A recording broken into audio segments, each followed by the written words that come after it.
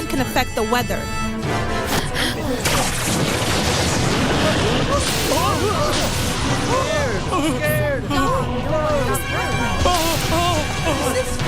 The Jade Dragon fan was Lord Echo's weapon, but a mortal has it.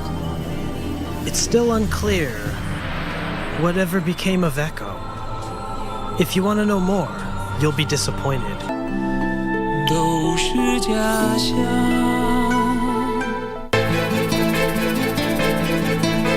Calm down, beautiful. Hujapoteza uzuri wako wala heshima yako. Mbona hauko mwazi na mimi? Amesema nini? Hajasema chochote, ni yale maneno mimi niliyomtupia. Ndio nina hakika Keta atafikiria mambo yake kichwani na atafanya kitu ambacho sio kizuri. Wewe na bad story kwisha. Wewe utasikiaje mtu aje nyumbani kwako tunakumchukua Hana? Don't you even think about that.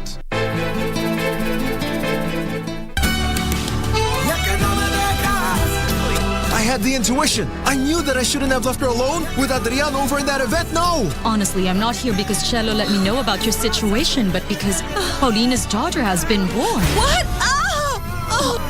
I can't believe you're doing this to me, Jaime. Please, I beg you, we're just starting and you're the expert here. It's not actually because of you, but because of me. I never want to see him again. Are you serious?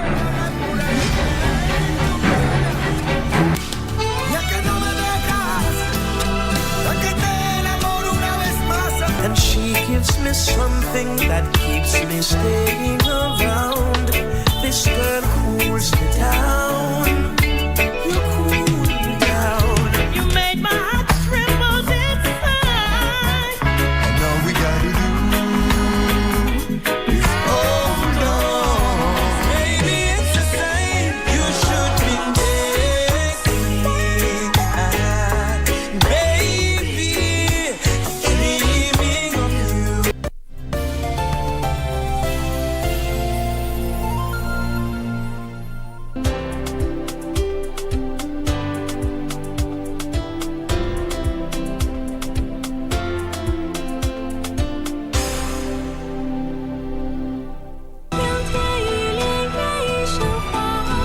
Give it back to me! Give it back? You should be grateful I'm not getting the law involved. What does she want? I don't think you dare follow through on that. Who are you, miss? The king is so grateful for what your clan did for us. If you oppose this, he'd never force you to do it. This fan can affect the weather.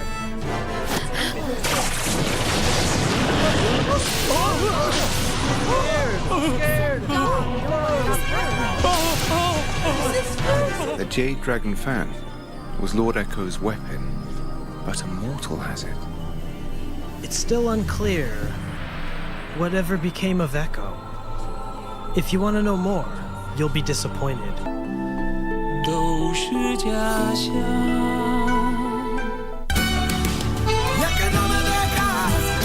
I had the intuition. I knew that I shouldn't have left her alone with Adrian over in that event. No! Honestly, I'm not here because Cello let me know about your situation, but because Paulina's daughter has been born. What?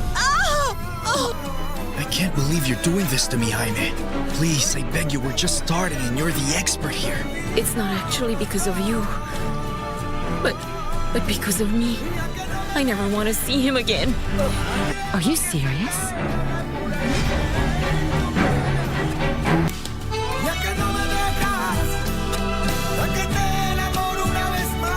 Kupata mafuta kupanda, kama sikiza tune kwenye simu yako, bonyeza star 811 star 962 hash. Nashukuru serikali kwa kuongeza bei ya mafuta. Sasa niko kwa highway na hakuna traffic hata kidogo. Naomba serikali iendelee hivyo, tubaki tu watu ya gasla na heavy machine peke yake. Pia mimi naomba huyu serikali waseme kama gari yako ni below 3000 cc, gari yako na baki nyumbani, itengeneze nyumba ya kufuga kuku. Kupata mafuta kupanda, bonyeza star 811 star 962 hash. Star 811 star 962 hash. Haya.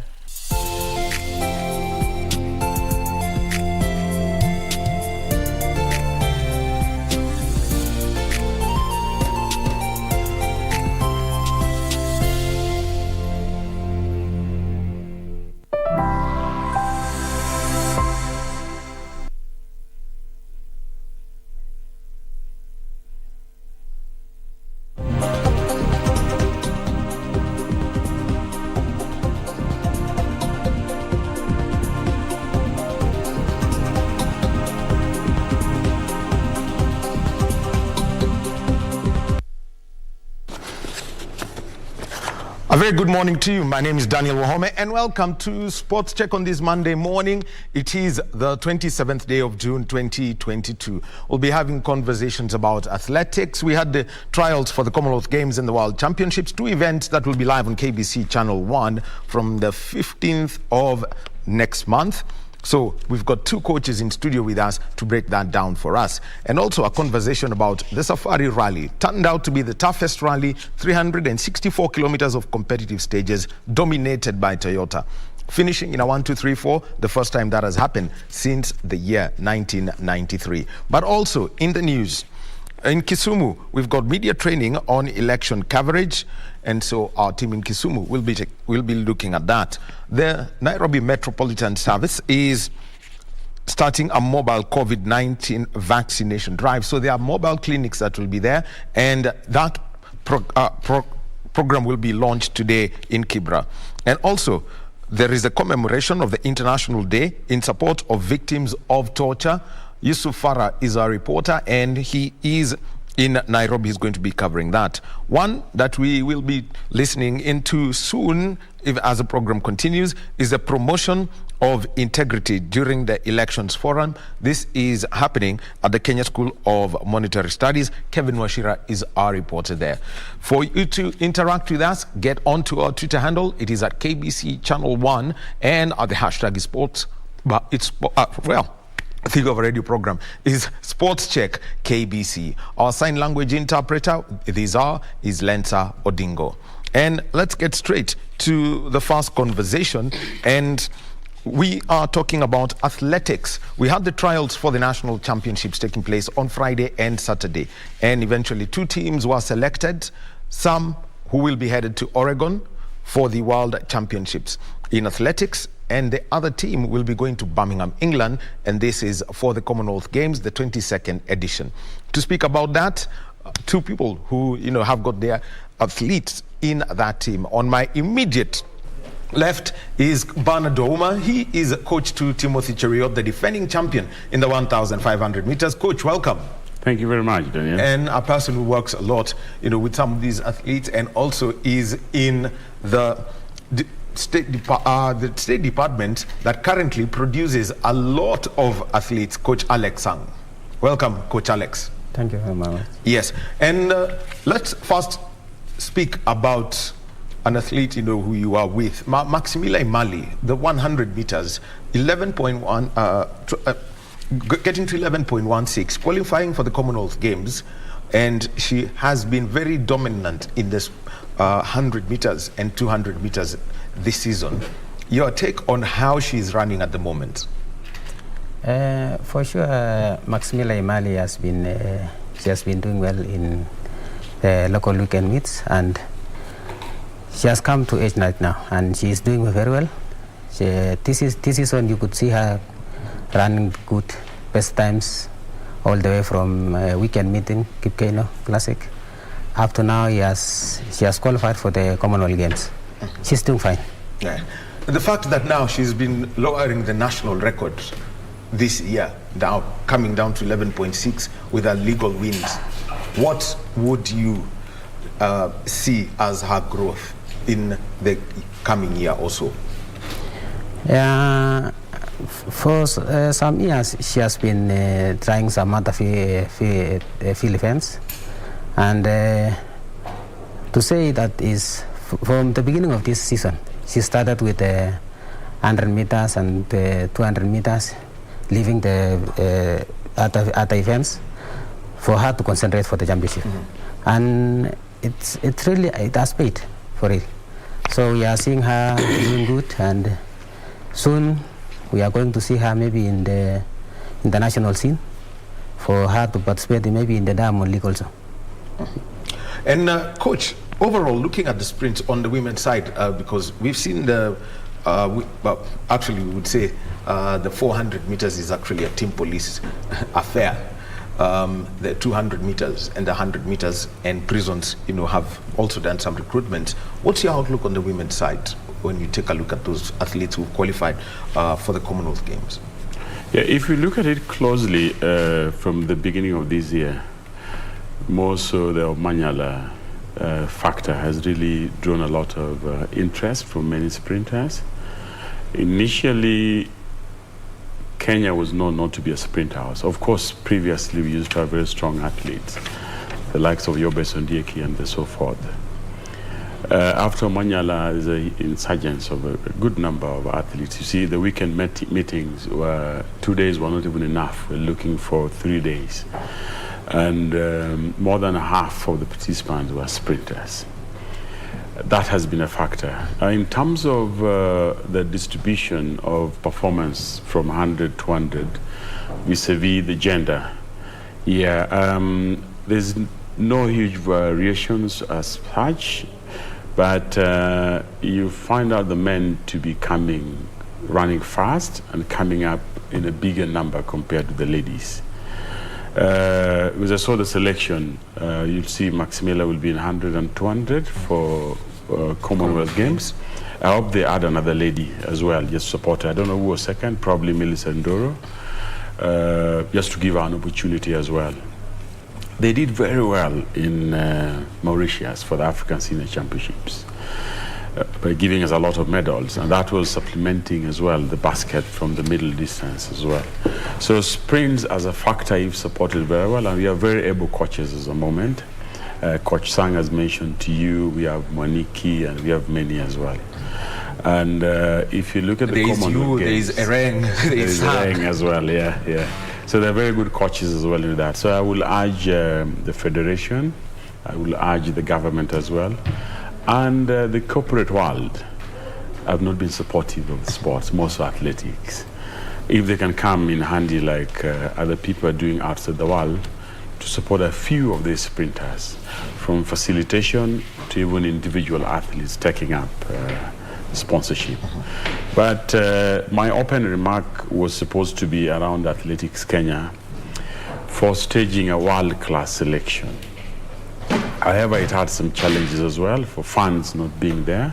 I don't know whether location could be a factor to market it well. Maybe Nyayo could do better, or probably Eldoret, so that we can market this sport very well. Or maybe we chose a wrong weekend. We separated earlier some of the events at the rugby in Mombasa as well. But probably in future, this will be good. Another thing I could have pointed out is to separating these two events, because they're big events joined together. This was giving a panel of selectors a very hard time to choose the very best of team. Of course, we mind being in that panel of selectors. That's a good headache to have. Yeah, it is a good headache, but at times, more so with Kenya having many number of athletes, and some of them are very good. You find, because of the Class A category, many of the athletes were locked out due to the testing, which is not within their control to do, to call the DCOs to test them. I'm very happy when you go to trials. Of course, everybody wants to choose as far as performance is based. But there's a very good thing when you have the surprise kids. All of a sudden, somebody's up and is making the team. It excites as well. But I know there are a number of areas of eligibility. But leaving it to compliance, now discussing compliance, how many times have we been tested? You are good, you won. Or maybe you're number 2 or 3, but we've not tested you enough, so we'll put you aside. I know this is out of your control. We may look at it as normal. These are rules that has to be followed. But if you look at the psychological impact, it has a negative effect on the athletes. And I'm sure it had an effect as well on the panel of selectors. So it became more of a boardroom discussion, more of paperwork verifications. Athletics is supposed to entertain. And there's nothing exciting seeing people fighting for the line. You saw the scramble for 800 meters. Yes. At some point we say, oh, Noah Kibet is going to take it. Then all of a sudden hell broke loose and everybody was scrambling with the finish line. That was so entertaining. And now come to the selection. Now a lot of shocks are coming. Now a lot of athletes are getting disappointed. So I hope as a country and as athletes, we'll have that collective responsibility as coaches, as athletes, and even various organizations to ensure that we are out of category A as far as doping is concerned. Okay. Yeah. All right. Coach Bernard Ouma giving us his insights, on the trials. We'll be coming to discuss that, but let's move over to Kisumu. And Principal Secretary in the Ministry of ICT, Jerome Ochieng, and MCK CEO David Omoyo are at a Media Council of Kenya training for journalists on election coverage. Let us listen in. I think, like they always say, you have to be very, very careful the kind of names you give your children, because the names may, in one way or the other, end up affecting them in terms of what they become. So, kiita mtoto mlevi, then it becomes a very risky situation in terms of how the kid grows up. Yeah, David is right. I'm Catholic, and actually at one time I was the chairman for my parish. I've been chairman of my CMA, but when I was appointed as PS, I requested to be relieved of that duty because two reasons. One, the nature of work was really not going to allow me to fully participate. I didn't want to be called chairman for the sake of being called chairman. I always want to be chairman for doing the work of a chairman. The work was not going to allow me to do that. And secondly, the role of the office. So basically I said, let me get somebody else to do it. So God willing, when I go back after my tour of duty, I may go back to that position. So, having said that, let me start by actually appreciating David Omoyo, the CEO of Media Council. My speech says that we're going to have the Most Reverend Anthony, but it looks like Bishop is not here, but all the same. Distinguished guests, ladies and gentlemen, good morning. Good morning again. Tumsifu Yesu Kristo. Tumsifu tena. I am honored to join you today to officiate the Kenya Conference of Catholic Bishops, Media and Communication Managers training on election coverage and reporting. Kenya's media and news landscape remains one of the most vibrant in Africa and across the world. The digital migration placed power in the hands of Kenyans who are now demanding for content that they want. The electioneering season, particularly this one, presents a big test to media professionalism. The end of political parties' primaries has, for instance, set the stage for heightened political activities in the country ahead of the general election that will be held on 9th of August 2022. This calls for enhanced preparation on the part of the media and communication managers to pave the way for professional coverage of the election. I commend the Chief Executive Officer of Media Council of Kenya, Mr. Omoyo, for organizing this training, which is very critical at this time. It is also noted that the Media Council of Kenya has conducted a series of election coverage training for journalists, media practitioners, and creative media content developers across the country. At least so far, 2,100 media personnel have been trained on election coverage over the last 2 months as part of preparation of the general election. The training content is drawn from the Media Council of Kenya election coverage guidelines and also our election training manual. The media ecosystem in the country has undergone unprecedented changes, and it is currently heavily populated by different people with different skills and talents, all generating and disseminating content to audiences. The public that was once viewed as passive consumers of mass media messages are now increasingly active participants in the information flow as content producers and also transmitters. Ladies and gentlemen, it is not in doubt that the media plays an indispensable role in the proper functioning of a democracy. Discussions of the media functions within electoral contexts often focuses on their watchdog role by unconstrained scrutiny and discussion of the election processes, success and failures of candidates, government, and election management bodies. Let me pause there and say, actually, I remember when we were celebrating the World Media Day at the Basilica, I think I threw out the challenge and actually asked whether the media has a role in the electoral process. And I think our answer was universal, and we actually said, yes, we do have a role. And indeed, we do have a role because there are quite a number of things that we need to do, more specifically in the area of information, that we provide the necessary, the correct, and the accurate information as regards the electoral processes. And as I was preparing this, I sat and flashed back and said, in 2007, what really went wrong? Of course, there are quite a number of things that really went wrong. But I always remember, and for those of you who were there that day, the argument had always been that on the night before the election were declared, let me now use the language they use. Usiku tukienda kulala, tuliangalia results, tulikuwa tunaona Raila ameongoza na over 1 million votes. So most of the people had actually gone to sleep, having declared the election. So now the argument was, what happened between midnight and 6 in the morning? Because the argument was, wakati tulipoamuka, tukaona mambo yamechange. So, reflecting on that, it essentially means that the population will really rely on the information that was being transmitted by the media, sindio? Because when they say tulipoenda kulala, basically that is what they saw being transmitted as the results.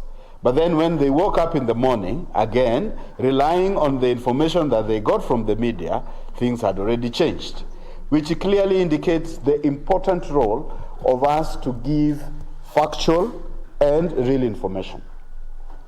Fast forward that, recently you've heard the chairman of IEBC saying he has given room for media houses to, to tally the results, isn't it? And that's a big challenge. But it's not a big challenge if we really focus on getting the correct information, because the correct information will only be one. That there is only one source of truth. We always call it one source of truth, which is basically the Form 34A that will be posted at the door, duly signed by the presidential candidate agents. It is going to be one Form 34A. But then where do we all get these different results, and yet there is only one source of truth? Again, I see a very big risk in that particular case, whereby you will find, say, for example, this is a polling center with quite a number of polling stations, that one media house is quoting a different number from another media house about the same polling station. Again, ideally, that is normally the beginning of conflict. So I think we have a very important role to make sure that we are actually capturing, and transmitting the right information, and the right information can only be found from one single source of truth, which will be that Form 34A that will have been posted on that particular wall for the election, for the center or for the polling station. Indeed, a very big challenge for us, because when we start getting all conflicting forms of information about results, then we have to be very careful. But we really have a very important role to play by making sure that we are the ones who are actually providing the citizens with the right information, and I believe we must always make sure that we are providing information that is true, accurate, and having been verified. I would therefore urge the program producers to use the power of the media to transform the image of Kenya by informing the public on how effectively the process of elections has been undertaken and hold the duty bearers to account. Yet the media also have other roles in enabling full public participation in elections, and this includes educating voters on how to exercise their democratic rights, reporting on the development of an election campaign, providing a platform for the political parties and candidates to communicate their messages to the electorate. Again, I've been seeing, of late now we are seeing quite a number of debate, and I think we really have a very important role also, that we encourage this form of debate, because it is from those form of debates that then you will be actually, as a citizen, and nowadays we appreciate the level of knowledge and understandings of our citizen, that they can actually gauge based on how one particular candidate is presenting themselves, then they want to extract leadership qualities from that particular candidate, and therefore we are not carried away by lies or misinformation. So I think the issue of having debates is very important, and we as media houses we will need to encourage that by inviting especially various candidates and most probably looking at for all of them so that they give their side of the story. We also have a role to provide a platform for the public to communicate their concerns, opinions and needs to the parties and also to the candidates, and even also the electoral management body, the government, and also to other voters, and also provide a platform to enable voters to interact on other issues. We also have an important role to allow parties and candidates to debate with each other, which I've already mentioned, and also a responsibility of reporting results and monitoring vote counting. Again, just to emphasize what I was saying, that a very important role in ensuring that we are transmitting and providing the right information. And also we have a role of scrutinizing the electoral process itself. If you remember the Supreme Court ruling of 2017, I remember, and I can't paraphrase, but then one of the judges had mentioned that actually election is not an event. It is a process. So as we look at the results on that particular day, we also need to consider how have we prepared ourselves in this particular process that culminates on the voting of that particular day. So basically looking at the entire election process itself, that we also need to look at how electoral management is done and also evaluate the fairness of the process, its efficiency, and also its probity.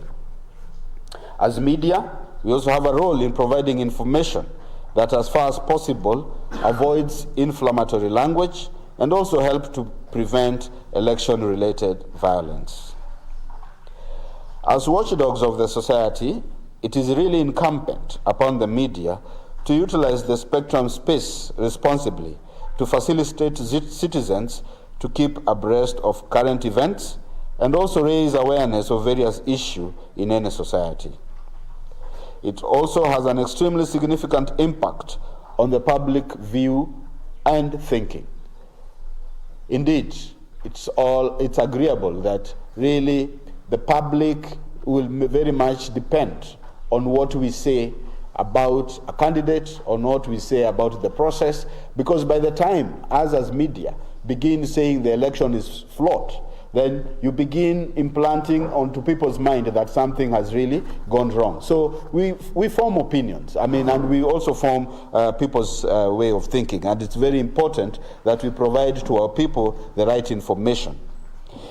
If this is the media's role, then in normal course of event, it becomes even more vital in exceptional periods, one of which is electoral junctures when the media becomes a primary player. Ladies and gentlemen, one of the worrying emerging trends in electioneering is hate speech, and we all have seen this. Such content, which often finds its way into the media space, can and does have grave consequences. If hateful content is left unchecked, to spread on media platforms, it could escalate to incitement and also invoke or provoke violent confrontation. And we really, as media, have a very important role in trying to manage a lot of this hate speech, and more specifically when we look at the content that relates to social media. That before our media channels or our social media platforms also escalates a particular source of information, I think it's always very important that we do a cross-check to actually verify whether the content that has been posted by Omoyo, as for example, is really true. Because by the time we begin propagating a false, then it becomes very damaging for us now to try and see how do we claw back this and send out an apology. Yet, as media houses, there are those people who strongly believe in us. So if you have a content that, say, for example, Radio Maria has picked from a particular blogger and actually goes ahead with it without verification, then it becomes really a big problem. What we are simply saying, we need to play that particular role of going that extra mile. Why don't you even call this person when something has been said about P.S. Jerome and it is actually trending, and find out that what is your opinion about this statement that is going around on social media, for example. And I think it is even safer for you before you propagate that upon getting verification or using our other channels to verify the information that we get. In view of the rampant and desirable content such as hate speech and incitement, the media must be alert to flag such content and messaging and decide on how to handle it. I would want to assure journalists and the media owners that the government is fully committed to encouraging and protecting press freedom. As government, we will collaborate with the media to promote these fundamental rights and freedoms as enshrined in the Constitution, and will discourage any unfair treatment to journalists. However, as you may be aware, freedoms and rights too must be accompanied by responsibilities. Although the media has a role to play as society watchdog, the media also must be cautious against abuse of the power of the press and also shun acts of slander, defamation, violation of privacy, among other malpractices. As I conclude, ladies and gentlemen, I urge the media owners to employ professionalism with knowledge of the media laws and ethics, and also to uphold and protect the reputation of the fourth estate. I also call on the media to rally Kenyans towards common interest of peace and mutual coexistence. I wish you a very, very fruitful discussion during the next 2 days, and I thank you. Asanteni sana. That is the Principal Secretary, ICT and Innovation, Jerome Ochieng, who was speaking in Kisumu, and this is where the Media Council of Kenya is having a media training on election coverage. Our team in Kisumu will be giving us the full report on that.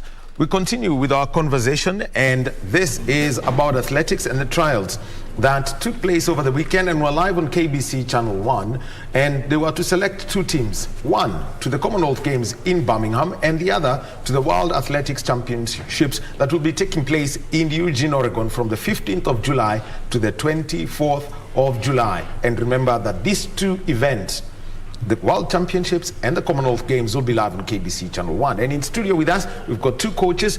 We've got from, Team Police, we've got Alex Sang, he's on my far left, and on my immediate left, we have got Coach Bernard Ouma. And we had spoken about the sprint, and I would like to move up some distances now. And the men's 400 meters, let's talk about that. Emmanuel Korir clocking 44.87, and the entry standard for the World Championships, 44.9. You already had the entry standard coming into the championships. But what did you see from that race execution? Actually, Korir has been known to be participating in 800 meters. And having had that time for qualifying for 400 meters, he wanted to gain maybe speed.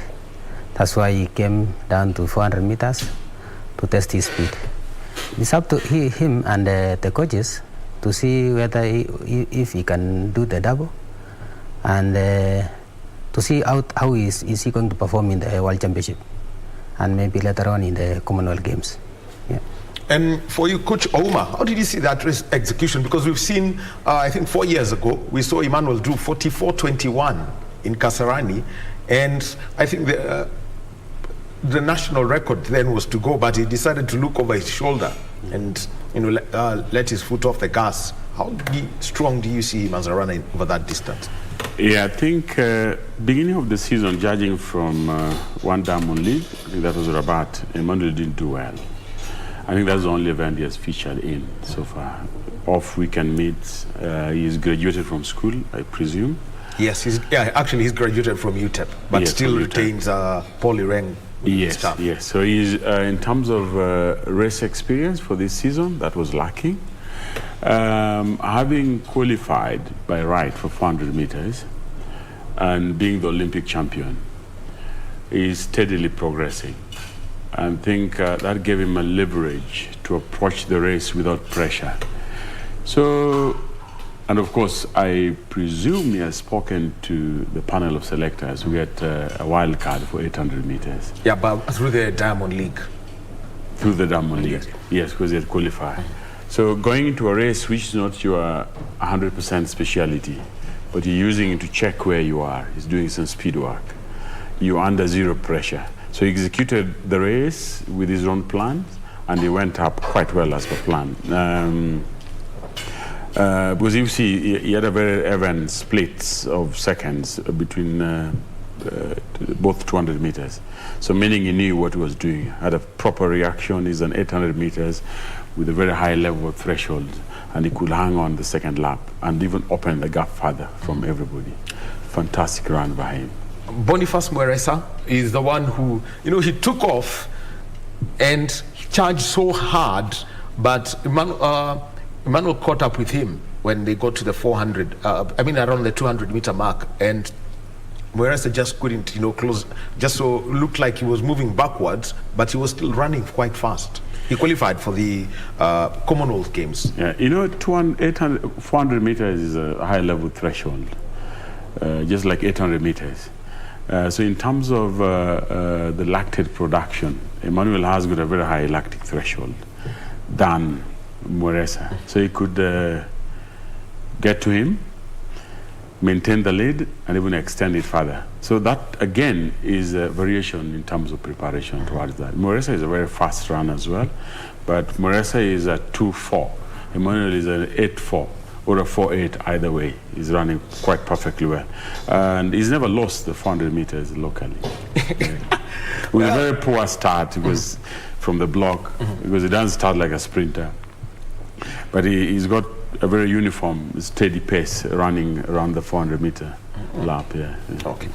And let me now come to the women's 800 meters. And Mary Morin, Kochan, from gun to tape, we saw some front running that we only see a lot with, say, David Rudisha or with Timothy Cheruiyot at times, and then clocking 157.45. How would you break down Mary Morin's race? Actually, initially, it was supposed to be just to win. But later on, maybe a request by her colleague to have a good pace for her to qualify for the World Championship. Because then Faith Kipyegon had not qualified by time. So that's what motivated her, that she did try to run in front. I had also advised her that she needed to be a front runner. For 800 meters, it's a fast race. If you have been blocked somewhere, you are not going to go anywhere. So to get that time, you have to be a front runner, and to achieve it, she did it well. And now, looking at that execution, Coach Ouma, at times I was in commentary with Wilfred Bungay, and he said, if you shoot like this, make sure that you can hold on to that pace. And she did hold, How did you see that execution over each of the 200s? I'll give you a story pre and post race. 2 days before, we had a discussion, and first of all was to have faith to do the 800 meters if she can double, because we were struggling to have only one athlete having qualified by right. And the story about getting a pace setter came up, and then later on it was killed. Why? Because Mary Moraa is qualified. We give you the assurance. The inclusion of faith into this will have a very strong team. And the darling of that competition, the whole competition, day 1 and day 2, is Mary Moraa. She took the race head on, knowing that she can die, but she didn't die. She pulled up a PB of 157, which was quite a stellar performance, that quite entertaining to the crowd. And having Faith behind and saying, this is my race. Faith, you can't come here and control me. Yes, I'm supporting you to get the qualifying marks of 159 something. But I'll push you. And Faith really tried to hang up and did a 158. So the pairing of the two, and of course, the strength of the field. However, majority were not having attained the qualifying mark. Made Moraa to run fast, made other people to work so hard to get the qualifying marks, and she came up with a PB, and a very good run by Faith Kipyegon qualifying. I hope she's going to accept to double, of course, if many factors are favoring that one. Yeah. Well, one of that time by Mary Moraa, third fastest at altitude. Only Ella Kovacs and Maria Mutola have run faster at altitude. And coach, the next day, Mary Moraa breaks the national record in the 400 meters, 50.84. Coach, sir. Remember, Mary Moraa started for 400 meters. So it is something that he had in mind that she's doing. And earlier enough, he had asked for a race of 400 meters in the European circuit, but we could not get the race. And when the trials came in, and she said she's going to try, I had refused for her to participate in that 400 meters. Hey, there are so many confessions coming out here. Actually, I'm the coach of Mary Moraa. Yes. Yeah. So, you know, he has confessions about what happened before the 800, and now here's a confession from you. Sure.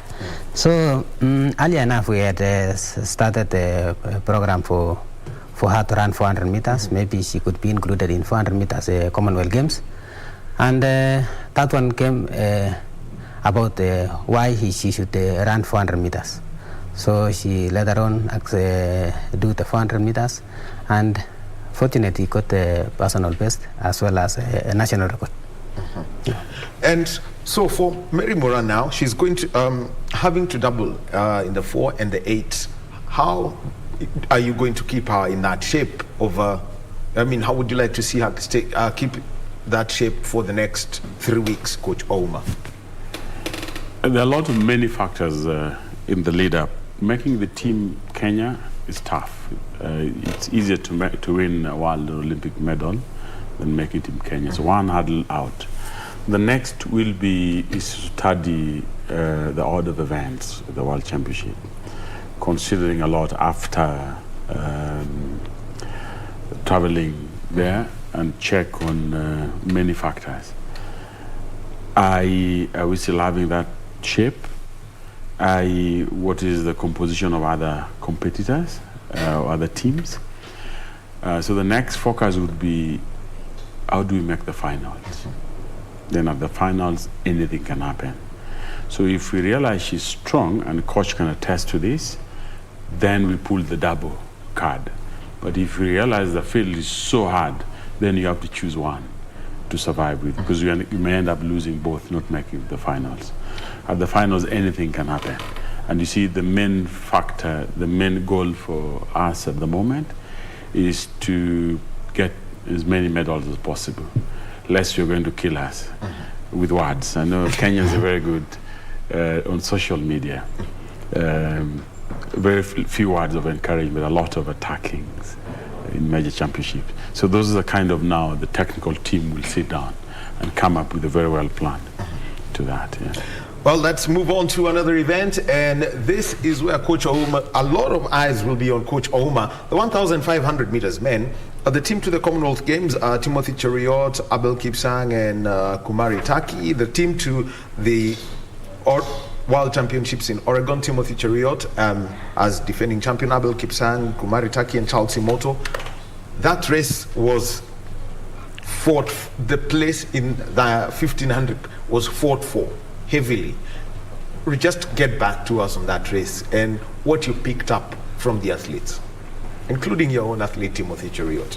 One, I'm happy with the composition of the whole team.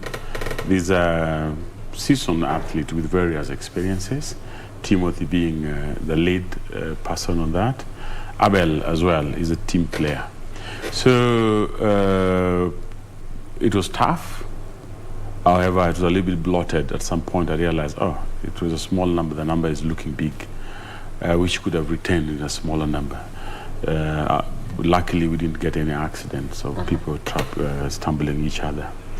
But the race was easy and well executed. I like what I saw in front of Tim and Abel. There was a lot of sort of teamwork and communication, signaling each other, and you could see Abel is opening the way. Timothy take it, Abel comes in. That's what you need when you're making a team, a championship team. Hopefully training will go well, though however we have a very short time of training. But I'm seeing a similar interplay we had way back in London, where we try as much as possible to have the 4 qualifying to the finals. Then I assure you we'll get more than 2 medals back to the country. All right, Coach, I'll be coming back to you. And right now speaking is the chair of the Ethics and Anti-Corruption Commission, and he is speaking at a forum which is about the promotion of integrity during elections at the KSMS. Let us listen to Archbishop Emeritus Wabukala. Basically, thank you so much you have come. I have overworked you so much. Thank you for coming. I know you are so busy, see you are up to Saturday, and you are here. So I want to thank you on behalf of the commissioners. My colleagues, the religious sector, I'm very pleased to welcome you to this forum, joining our first presenter and also our CEO to say karibuni sana. We are happy because we are coming here to talk about a very important issue. We are coming to talk about the general elections and to fulfill the mandate which the Constitution has given to ESCC, as you have been told.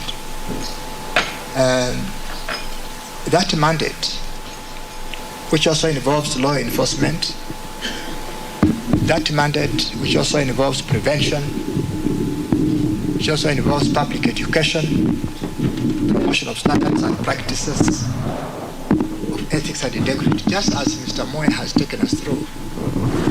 It is our mandate together. The Constitution of Kenya 2010, which I know most of you are involved in bringing to fruition, is very clear that all power belongs to the people. I don't know whether you have realized that all power for this nation belongs to you, belongs to the people of Kenya. But because we cannot exercise that power at our individual levels, we donate it by electing our representatives to exercise that power on our behalf and for our benefit as a people of Kenya. And as religious leaders, it's our duty to educate people so that they are able to understand that it is them who have the power to put people in positions of power. And therefore, those that are elected are our servants. They are not our masters. And this Constitution, again, just as the first presenter that you have put it very clearly, it sets out the objectives and the values which these people have given power to have to uphold. But in this country, is that happening? It has turned upside down, where the elected leaders have become the masters of the people instead of servants. And as EACC, custodians of Chapter 6 of this Constitution, plus the many other articles that you have been told, we are calling upon us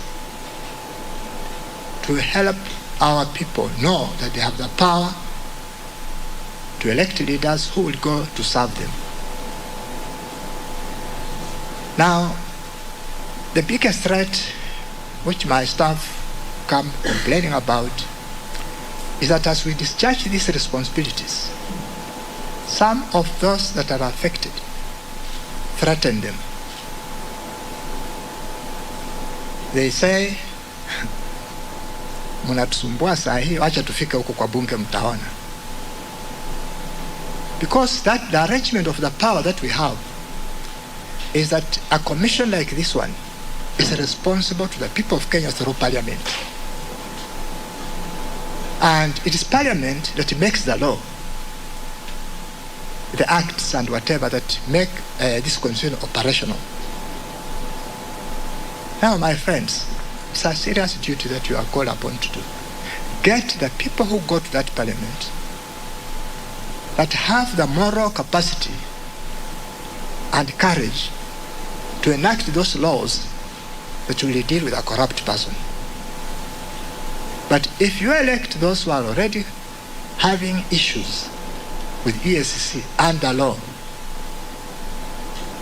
and when they reach the Parliament, what will they do? They will muscle the same law, and they will continue to intimidate state officers that are running institutions which are guarding these values. And so we have called each other here for a discussion, and not just a discussion, for a strategy. We have almost 40-something days left. In those days when I was actively together with you in the pulpit, we could go and start a serious civic education program. We should fashion our sermons towards reaching the inner person of our congregations and convince them that they have the power of the vote to make that change. And so we have come here together to see whether we can have an honest discussion, and at the end of which we get a strategy that EACC, together with the religious sector, with the powers given to us by the Constitution, we continue to educate people as they go to do the elections. You have heard that, again, our staff had to burn the overnight alarm to make sure they vet 21,000 people. Just look around and see what is on their database about them. And they identified about 241. Although when I see, I'm still saying, continue to comb that list. You might be surprised if we get a little more again. And so as we get on to get more, we shall be again flagging them out. But seriously, Kenyans were so good at making sure we wear a very bold face, even in the event of being caught with the hands in the pot. Anasema mkono ulikuwa bado sijashika, nilikuwa karibu nachukua lakini sijachukua. For those who preach, I can give you an illustration. One of the illustrations I used to preach about was that there was a regulation kwamba people should not eat game animals because that's poaching. And when somebody was found, he said, no, I was not eating, I was just tasting. He was found red-handed with the meat. He said, no, I was not eating. I was just testing. And that's how we are.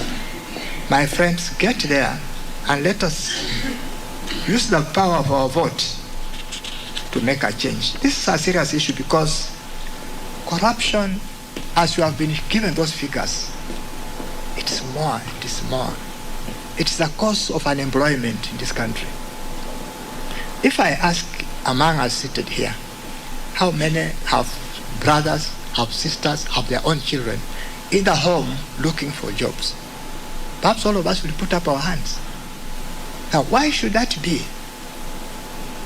When we know the cause of that unemployment is corruption.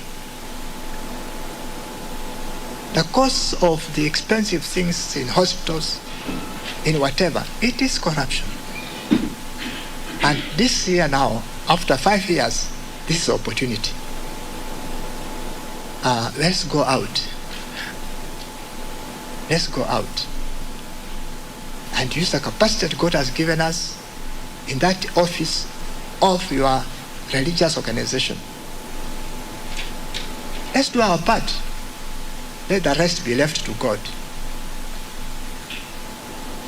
I don't want to say much because this is an opportunity for all of us to discuss, as I've said.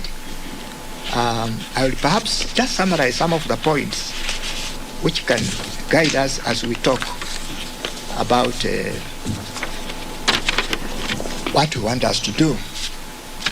Because as I've said, this is our meeting. After this, we get a break, come back when you're fresh, and then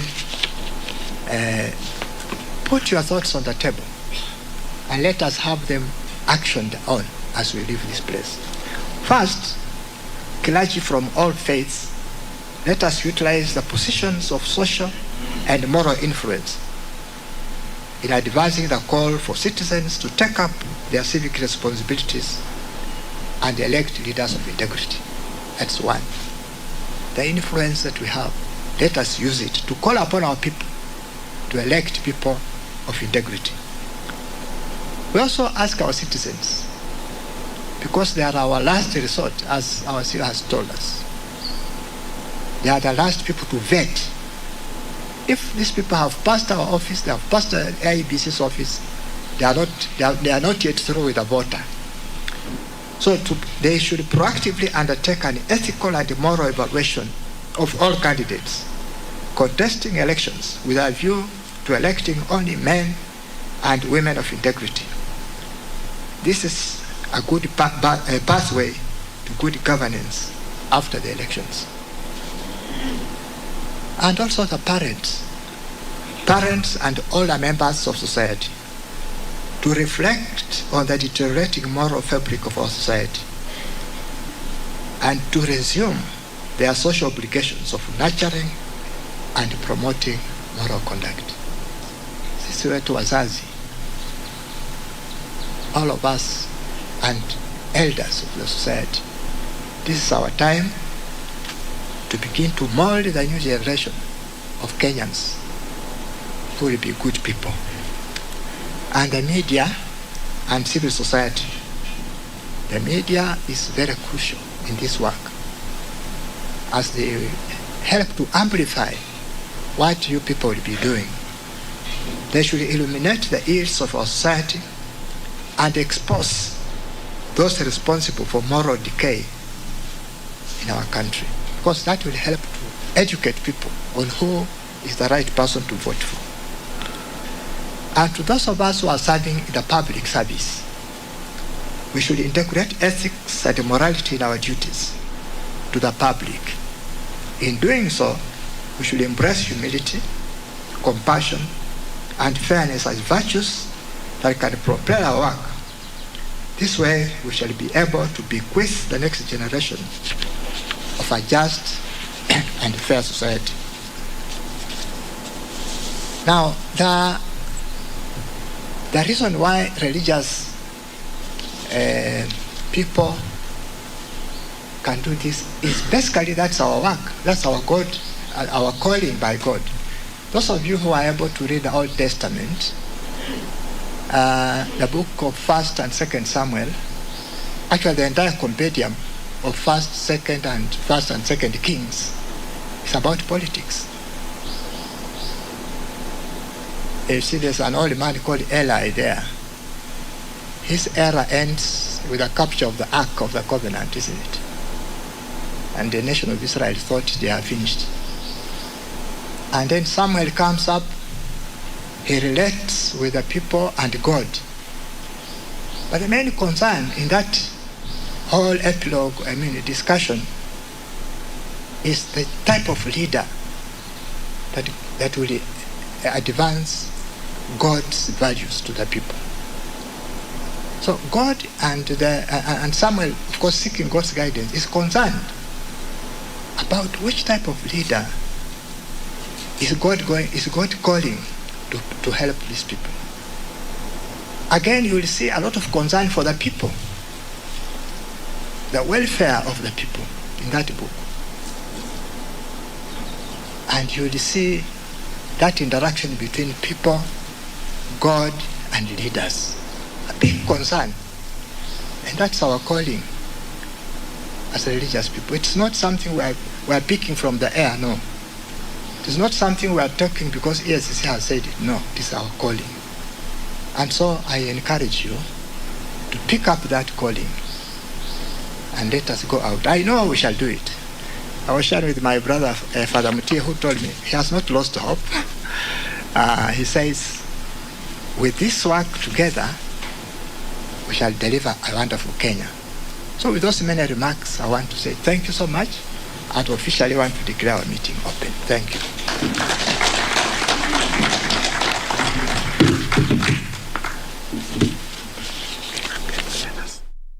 That is Archbishop Emeritus Kala, who's the chair of the Ethics and Anti-Corruption Commission, who was speaking at the forum of the promotion of integrity during elections.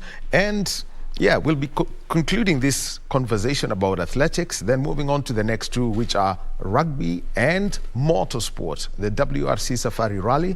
And so those are coming up shortly. So we take a short break and come back so that we can finish off the athletics conversations and move on to the other sports.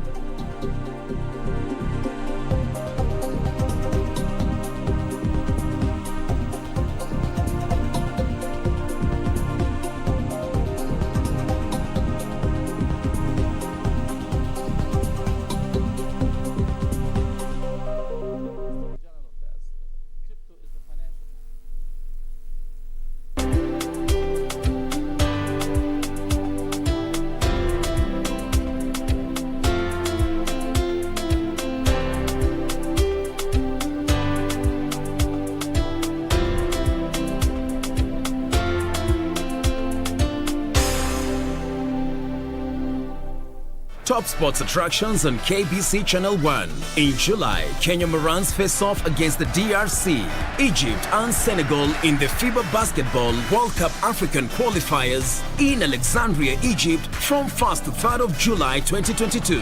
Also in July, Kenya plays South Africa in Rugby League test matches in Nairobi with a return fixture set for October. Still in July, watch the World Athletic Championships from 15th to 24th July live from Oregon, USA as Kenyan athletes seek glory. Followed by the 22nd Commonwealth Games from 28th July to 8th August live from Birmingham, England. In August, join our coverage of the World Athletics Under-20 Championships from the 1st to 6th of August 2022 from Cali, Colombia. Then, in November, catch the World Half Marathon Championships on 13th November from Yangzhou, China.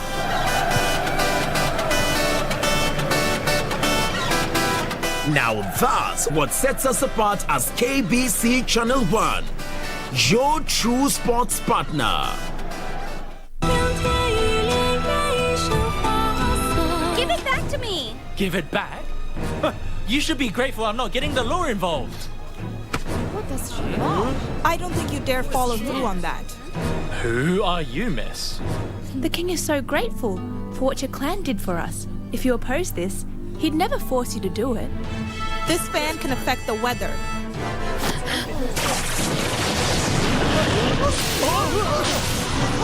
I'm scared. The Jade Dragon fan was Lord Echo's weapon, but a mortal has it. It's still unclear whatever became of Echo. If you want to know more, you'll be disappointed.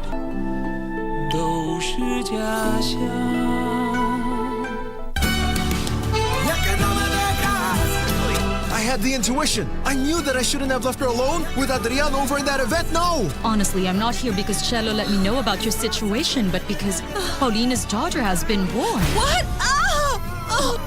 I can't believe you're doing this to me, Jaime. Please, I beg you, we're just starting and you're the expert here. It's not actually because of you, but because of me. I never want to see him again. Are you serious?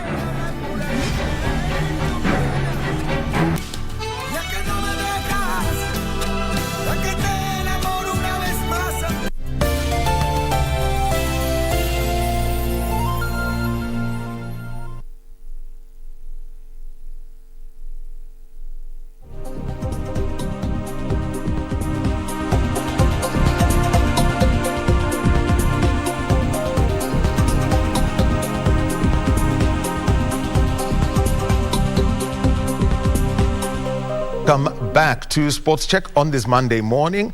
It's the weekend after the trials for the World Athletics Championships and the Commonwealth Games. It's the weekend after the Safari Rally. It's the weekend before Rugby World Cup qualification for Africa taking place in France.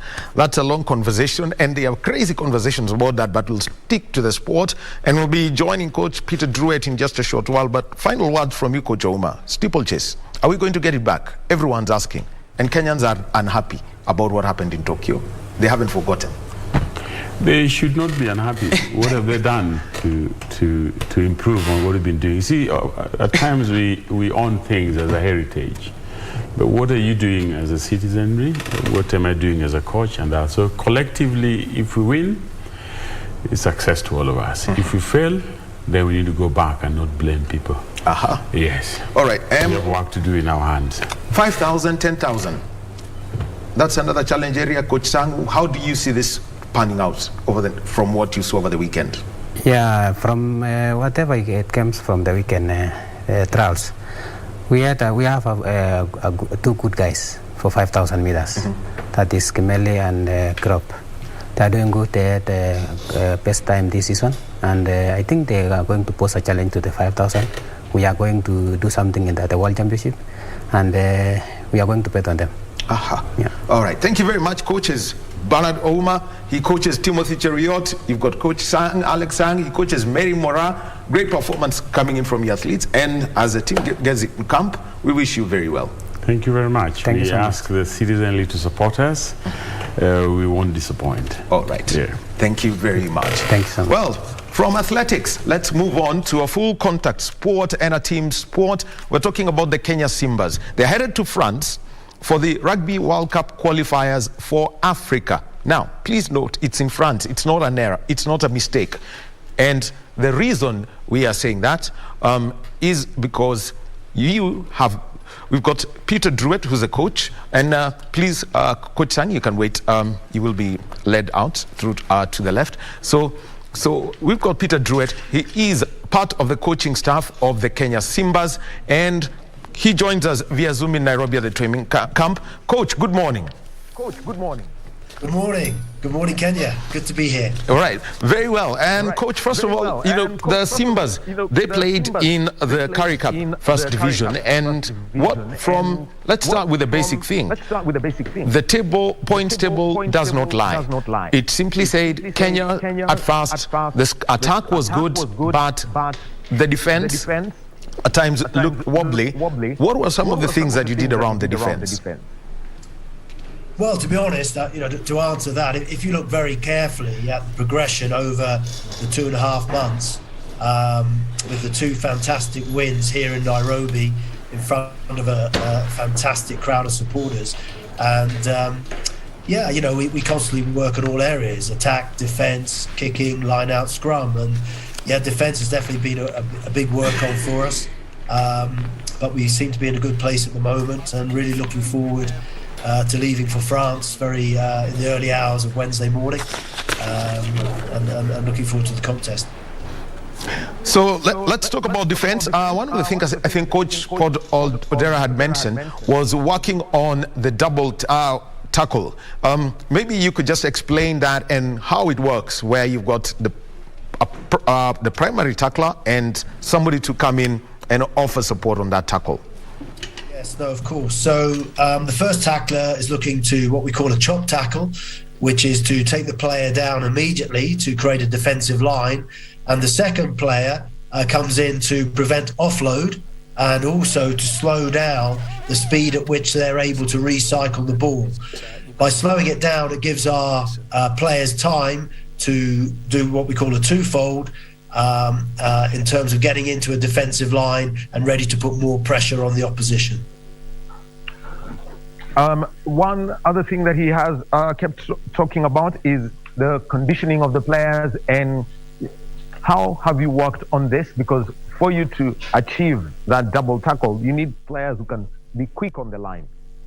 Yeah, that's a very good point. And I think that we've worked a lot on what we call reloading, which is getting up on our feet. So we have a line of sort of 14 defenders or attackers at any one time and realigning to get into position whether to defend or attack. A lot of credit goes to the players themselves, but also our S&C and fitness coaches. I've been with the group since last September. We had 4 big games in South Africa in October, November. We've had our 2.5 months in South Africa now. And you're absolutely right. Without being in prime physical condition, we wouldn't be able to be as effective with our defence and in terms of the way we pressurise the opposition. But yeah, we're ready for that now and can't wait till next Saturday, July the 2nd, when we play Uganda. Well, I'll be coming to what your thoughts are about Team Uganda, but let's now talk about how the attack flows out. Things you noticed when you played the first matches till the last game against the Leopards that down here in Nairobi after playing about 7 matches in South Africa. Yes, sorry, you're talking about our attack. Yes, yeah. Yeah, no, for sure. We play a 1-3-3-1 formation, and the reason for that is to create multiple opportunities in attack so that the opposition aren't certain of where we're going to attack, how we're going to attack, and when we're going to attack. It also gives us a lot of width, and we try and create 2 ways of attack. So the front line often in games is there to get over the gain line and give us momentum. And as we gradually put pressure on the opposition, we then try and bring players from behind that front line at pace through to score tries. And I think in the last 2 games, the supporters will have seen that working very effectively. We've got a nice balance between a lot of power in the forwards in terms of ball carrying, a lot of speed and agility in the backs to make use of the space that is created. And part of this attacking formation is the role that is played by the scrum half and the fly half. How have you worked to ensure that if there is a breakdown at any point, that the scrum half gets the ball to the right spaces where the team can keep moving forward? Yeah, no, good question. And our scrum halves are the fittest people in the team because they've got to run a lot. And in order to get 2-second quick ruck ball to prevent the opposition being able to defend, they've got to get there. But in actual fact, if the scrum half is held down or can't get there for some reason, our other players are well versed, knowing that sometimes they've got to actually make the pass from the ruck to keep the speed of the attack going. The 10s, again, working hard either as first receiver or second receiver or the link between our 2 pods of 3. So they have a massive part to play, and the timing of their pass and movement is crucial. And obviously that's taken quite a long time to practice and to perfect, but we believe we're in a good place now with that. One of the things that we started seeing improvements on were the lineouts. How much work has gone into this to ensure that the team is actually even stealing balls from the opposition line-outs.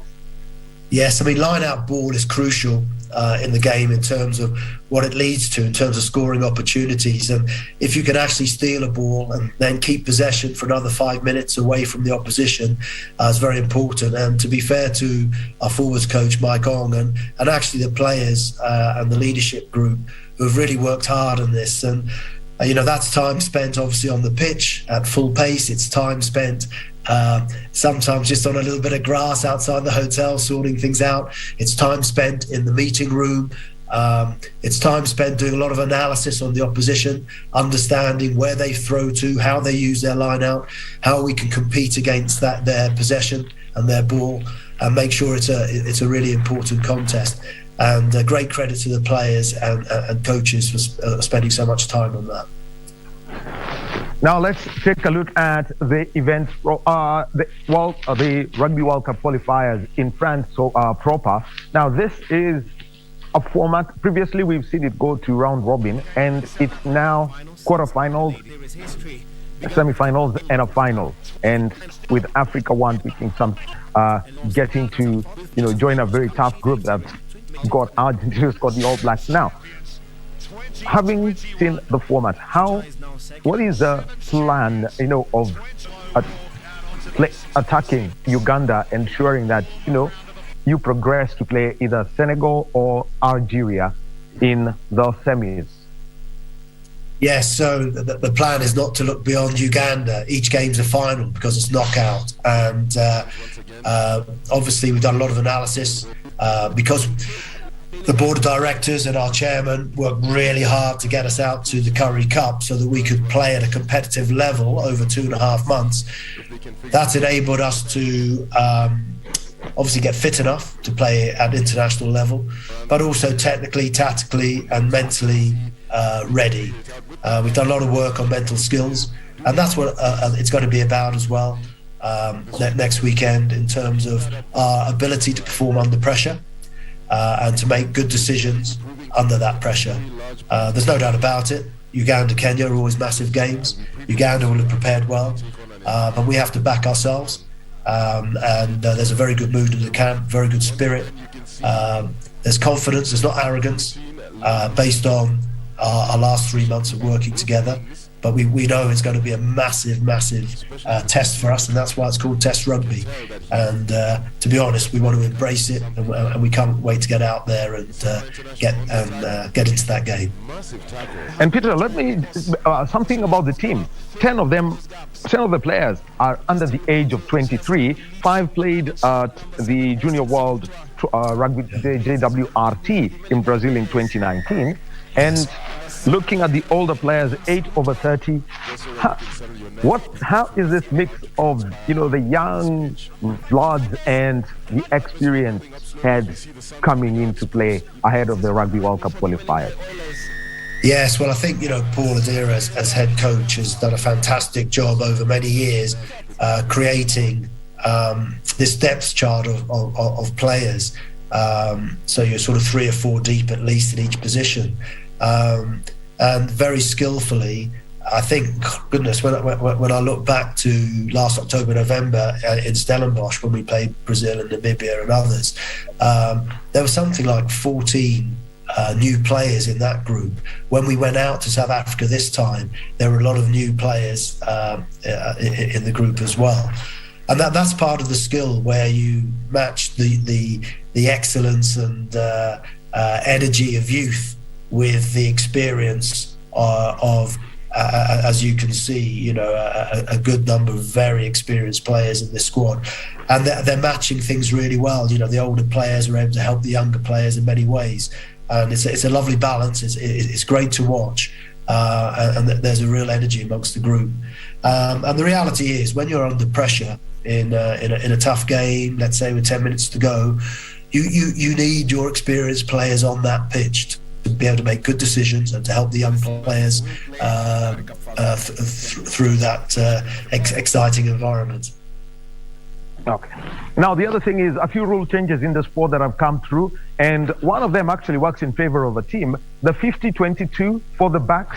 How are you working to ensure that they get that kick right, such that it's almost like, how would I say? It's almost like a penalty, but in open play.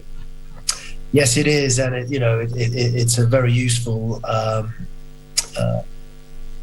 tactic to use, and our players are fully aware of when and how and why to use that.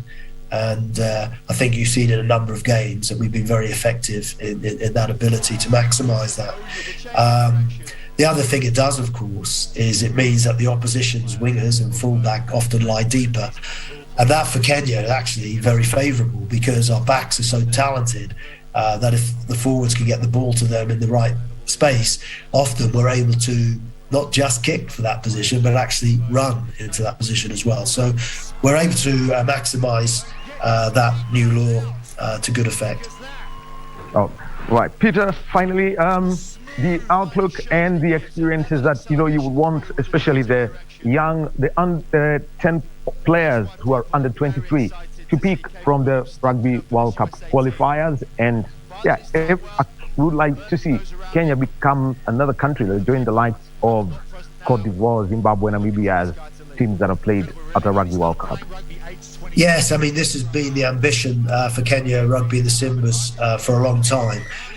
What we've been able to do is put all the preparation in place to make it a real chance for this team. And as you mentioned, the exciting thing about the squad is that a large group of these players could end up playing in 2 or 3 World Cups. So it's a fantastic, exciting time for Kenya Rugby. We're having to work very hard behind the scenes just to financially try and put everything in place. There's actually an Mchanga crowdfunding support out there at the moment, where we're hoping our fans and supporters will be able to support us and support the team and do the nation proud in France and become a World Cup team. All right. Thank you very much, Peter Jewett. He is a consultant for the Kenya Rugby Union. Thank you, and we wish you all the best. And all the best to Team Kenya as they play against Uganda, 4 p.m. France time. And this match is going to be played in France, in Aix-en-Provence. And remember, 5 p.m. East African, Kenya versus Uganda. There is a name for that derby. I will not use that name. It's politically incorrect, and people are saying stop using it. But let's simply say we've taken the Elgon Cup to French soil, and wish you all the best, Peter. Thank you very much. Duet is a consultant for the Kenya Rugby Union, helping develop the game and speaking about the Kenya Simbas as they head to France for the Rugby World Cup qualifiers. Well, there's been a change at our sign language booth, and in this hour we have got Lucy Mwaura. Finally, let's move on to our last conversation this morning. And over the weekend, we had the WRC Safari Rally. And this event looked, compared to last year, I would say, it looks the closest to what we had 20 years ago when Kenya was hosting it, and we had the rally moving just around Suswa in different directions, where you'd have to draw notes in one direction and then draw a fresh set of notes for the same stage, but because it's being run in reverse.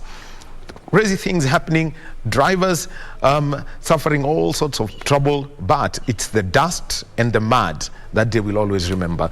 And to help us, understand this rally and the new cars and the entire outlook for it, we're joined by Mr. Two-Wheel Drive, part of the team that is known as Mr. Two-Wheel Drive. There are 2 of them, Leo Varese and Kigondo Kareithi.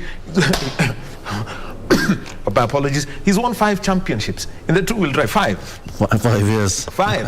And that would put him up there. That is just in one class. And Kigo, thank you for joining us this morning. First things first, your overall take from the weekend. Hi Dan, always nice to be here at KBC. This is home. Safari was a tough event. Excuse me, like you rightfully say, it had echoes of Safari gone by. Not a very long Safari in terms of if you compare it with the past, but in this championship is actually going to be the longest rally that they're going to do. The stages were 3 stages every day, Friday, Saturday and Sunday, repeated twice. plus the stage on Wednesday, which gives them a total of 19 stages. The drama began on Friday. The drama began on Wednesday. On Thursday, sorry. On Thursday. Kale Rovanpere, first corner. I think it's about a 100 to a medium left, which is banked. His car got off onto the edge of that bank, and we all saw the pictures of his car just about to roll. But, Toyota, that's about all the problems they had. They drove their cars fast and carefully. They emerged victorious, 4 cars in the top 4. Echoes of 1993. It was won by Kankunen. We had Duncan in there. We had Yasuhiro, I think. Yes. And so Toyota has done the... And Marco Allen. Marco Allen in second place, yeah. So Toyota has done 4 times before.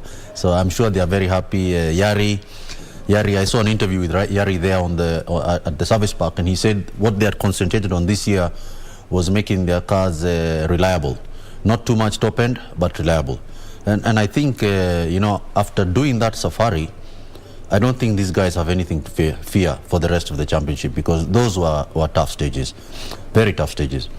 Well, Kego, when you talk about reliability, because you as a person who's always in the seat and looking at the difference from what was known as the World WRC car and now known as the Rally 1 and its hybrid, where is the key difference in these two cars? The key difference is the addition of the hybrid motor, which is it's basically an electric motor with a battery, 3.9 kilowatt battery for all cars. Incidentally, the motors, the hybrid part of the Rally 1 cars are produced by one company, supplied to the teams who then insert them into their cars. Otherwise, the cars have the 1.6 liter turbocharged engine as the main engine.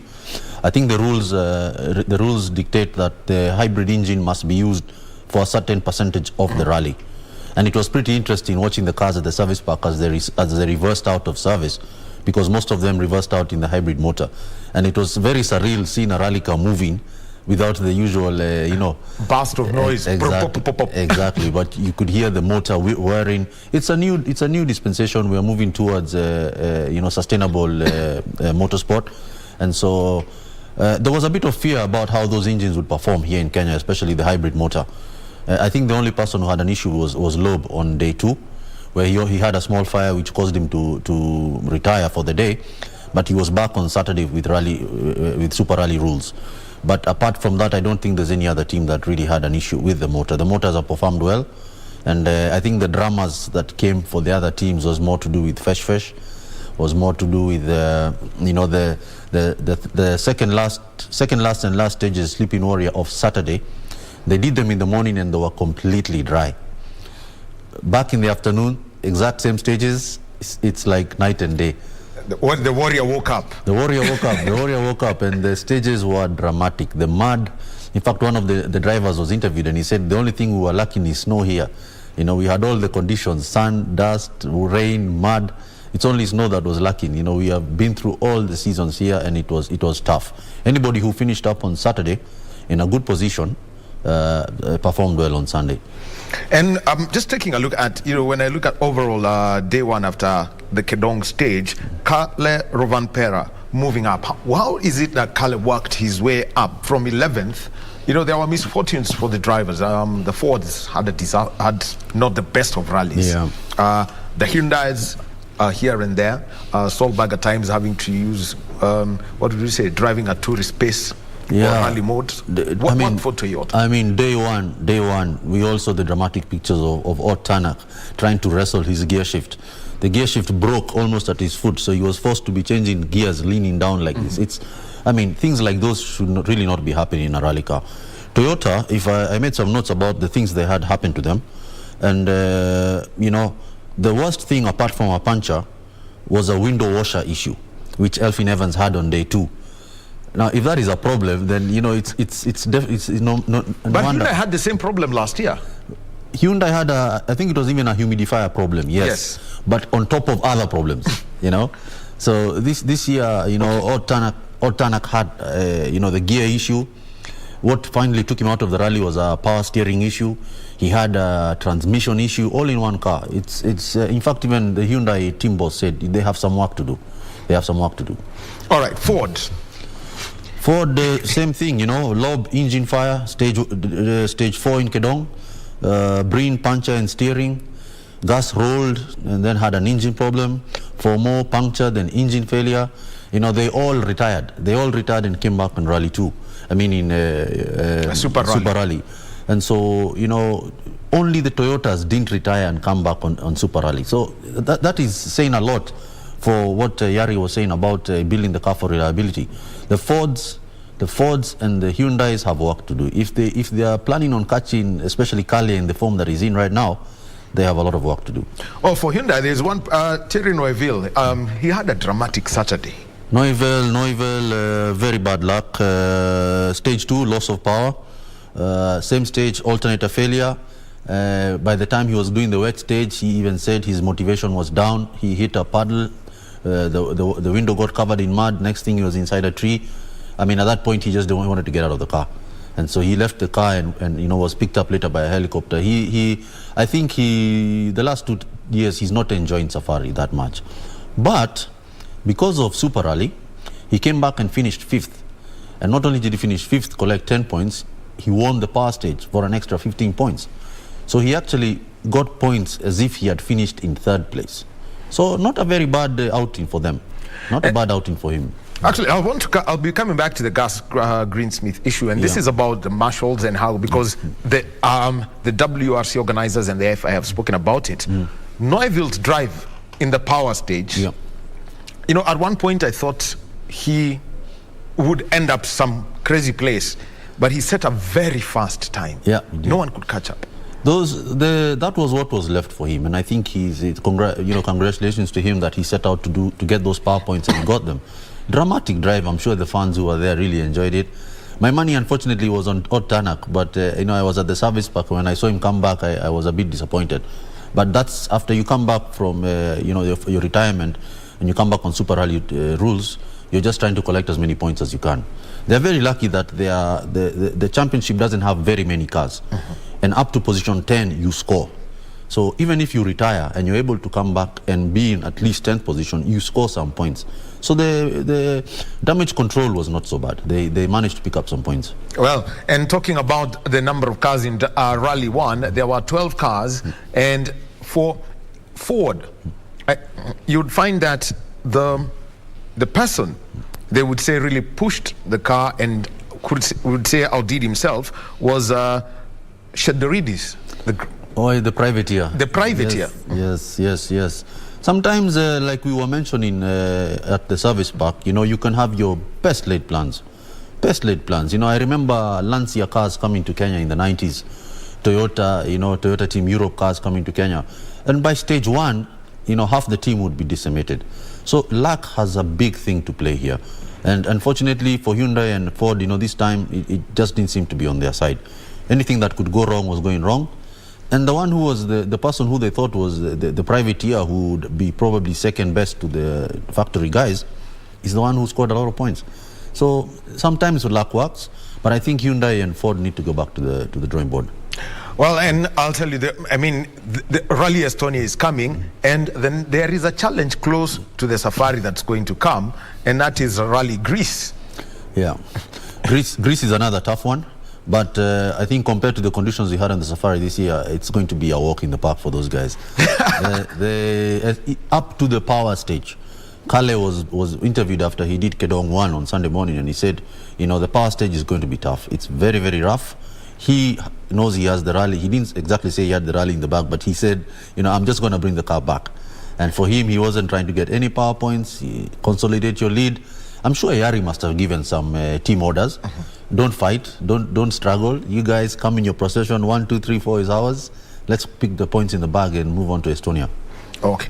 Now, here is the story now from the Kenyan side. WRC3, again, won by a Kenyan. Last year it was Onka Rai. This year, Maxine Wahome. Yeah, I think we really need to be proud of Maxine. Maxine has done something that hasn't been done for a long time. I think the last time a lady won one of the categories of the WRC is quite some time back. And definitely no African lady has done it. And definitely no Kenyan lady has done it. So very big congrats to Maxine and Waigwa navigating for her. I think in second came... second was The second was Jeremy. Second was Jeremy Wahome. And third was McRae. Third was McRae Kimathi. And in the WRC 3 category, McRae is now, I think, lying second. So his points have helped him. The other two don't do the loop, so it's still up for McRae. McRae, if he continues to perform well in the other rallies, he still has a good chance of winning. And looking at the entire event for the Kenyan drivers, especially those who are in the Rally 3, there's Hamza, there's Maxine, there's Jeremy, and Jeremiah and McRae. Yeah. How was their progression stage by stage? Well, I think they all were on Rally too, all on Super Rally. On Super Rally, yes. And like I was explaining it to some the commentators up at the service park. When you have a 3-stage rally, technically it's a 3-stage day done twice. What happens is the road starts to deteriorate. And if the Rally 1 guys were coming back with all those complaints, you can imagine what was going on for the Rally 3 guys. It was tough on top of tough. I think Maxine had some ECU issues on Friday. I think at some point Jeremy's car stopped also with ECU. I think Hamza had an issue, some technical issue. So this was a rally that you had to survive. And the guys who took their trophies on the podium, they really deserved it. And looking through from a navigator's point of view, what's the best way to manage an event as crazy as this? This is definitely a navigator's event, very technical. You have to be on top of everything. You have to be on top of your notes. You have to be able to motivate your driver. In fact, there were some clips of Paul Nagel and Elfin, trying to tell him, put your foot down in the fesh dust. Because, when you're in the fesh, you can't slow down. But there are some points where the car is picking up the dust and basically it's on the windscreen, you can't see anything. So of course, you're tending to put your foot off the accelerator. So the navigators want to tell the driver, no, just continue straight. So this was a tough event for navigators. And kudos to all of them for bringing their drivers back. Well, one of the stages I know that you've run is Sleeping Warrior and Elementaita and Soisambu, and one of them had to be reversed. From a navigator's point of view, what happens then? Because your notes, even if you had the notes from last year, I don't think it was reversed on the day. It's just that it was run in reverse from last year. From last year, yes. So they had to make new notes. Stage is still the same. I think that was Soisambu, which was the one that had the most water. And of course, you can see all the pictures. Noivel ending up in a tree. Kale, incidentally, having a lot of fun. Definitely, even Oliver Solberg had a lot of fun. In fact, there's a video of him really laughing inside the car. And compared to the older drivers who are really suffering, I think that clip shows there's a transition happening. The younger drivers are coming up and they are relishing these challenges. Driving in Soisambu on Saturday, Soisambu 2 was a nightmare for anybody.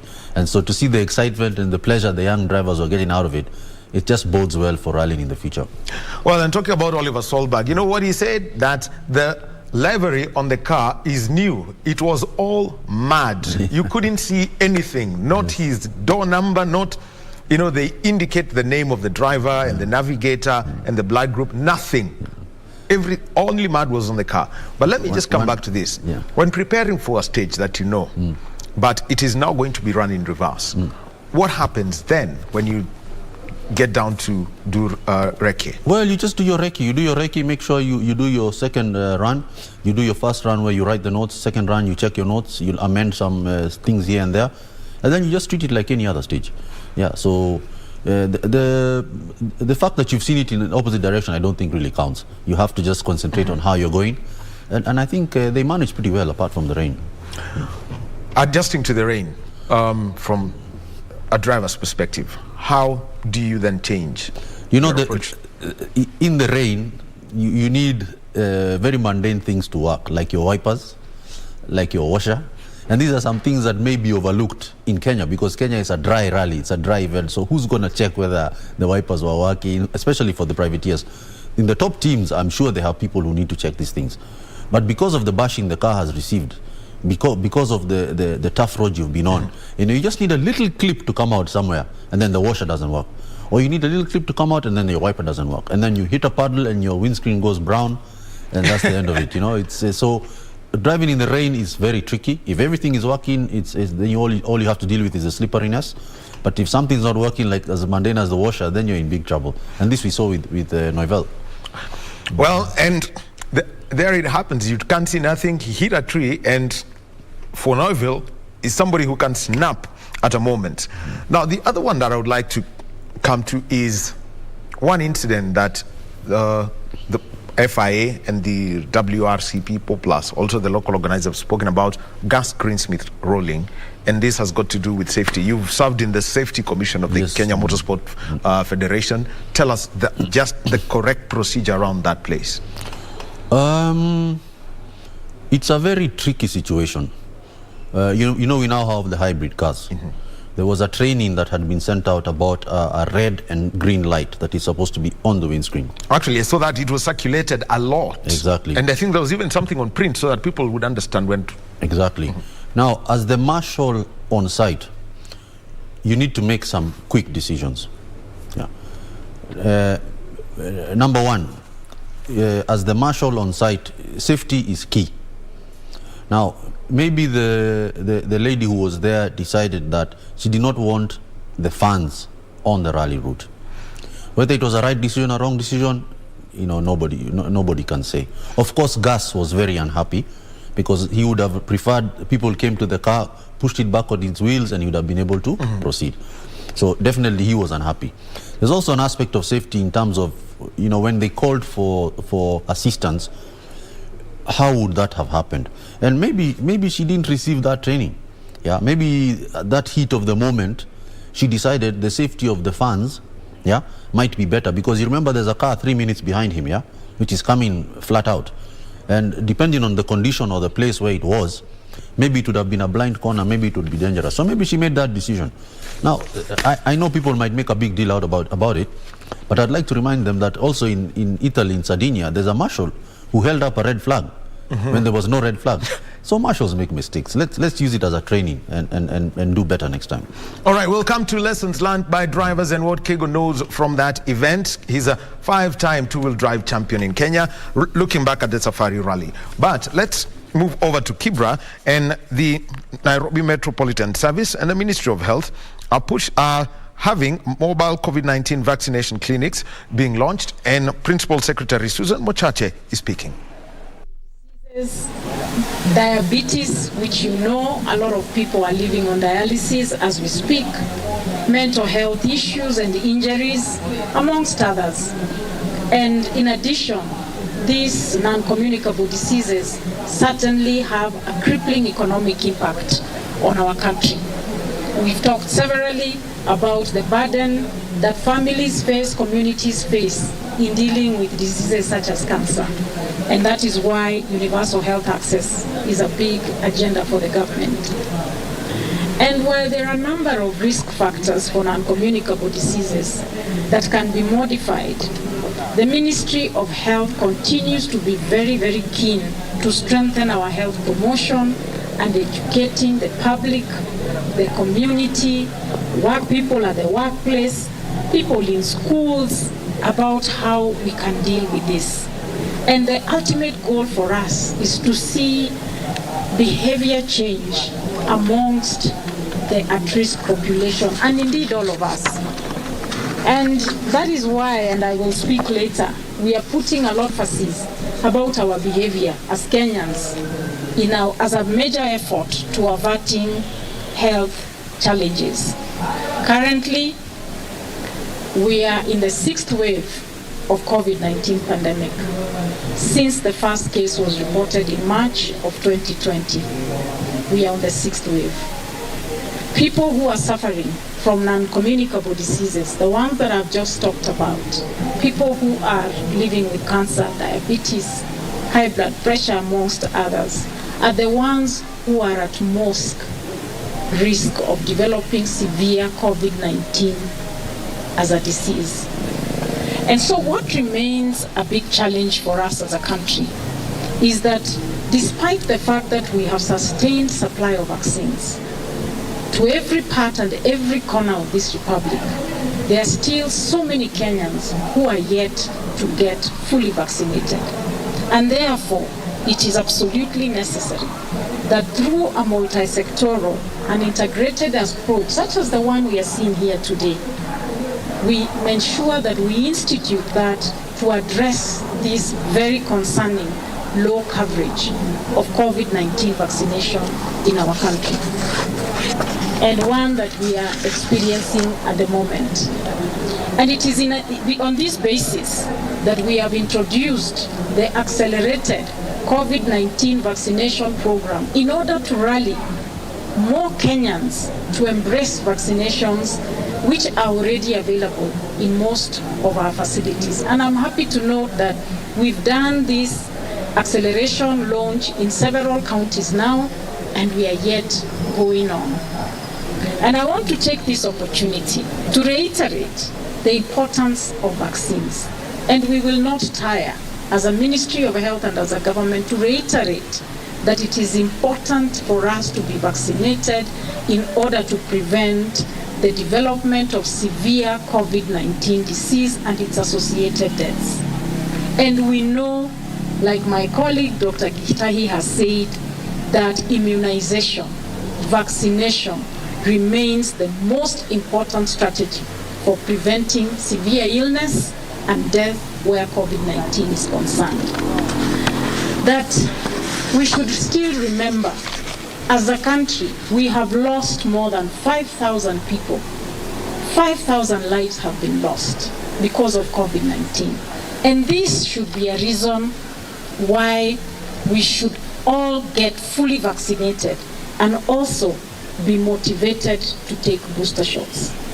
In fact, I am sad to note to you that yesterday we lost one Kenyan to COVID-19 vaccine. You've not heard us talking about deaths, but now we are beginning to see the loss of life. And I will share with you the statistics of those people who are today in hospital, depending on oxygen, those who are in ICU, and those that are admitted in wards.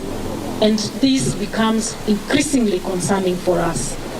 But before I get there, allow me to take this opportunity to commend in a very special way the Nairobi County, the NMS, for the very good progress so far in the vaccination program.